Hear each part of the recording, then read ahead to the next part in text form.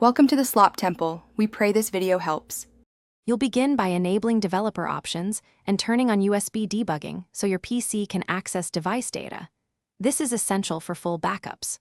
Once done, make sure your Google account has contacts and Drive Sync enabled, and connect to a stable Wi-Fi for cloud transfers.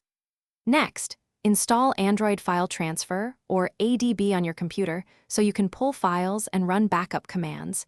You need at least 50% battery to avoid interruptions. This combination lets you capture app data and local files before the reset. Now execute the core backups. Use a DB backup for app data where supported, or a trusted third-party app for comprehensive exports. This preserves app settings and local databases. Then copy media and documents manually over USB using MTP or Android File Transfer, and verify file sizes to confirm integrity. Once local copies are complete, upload critical folders like DSIM and documents to Google Drive or another cloud, making sure auto-sync completed.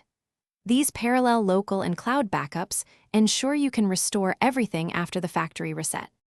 Perform the factory reset from Settings System Reset and confirm erasing all data. This wipes user data while keeping the firmware. Once the device restarts, sign into your Google account and enable Restore during the setup flow so apps and basic settings reappear automatically. Then reinstall any sideloaded apps. If something's missing, re-import your DB backups or copy files back from the PC via USB. Troubleshooting tip: if Restore fails, check backup file permissions and retry from a desktop ADB restore to avoid permission errors. Thanks for watching. Consider subscribing if we helped you.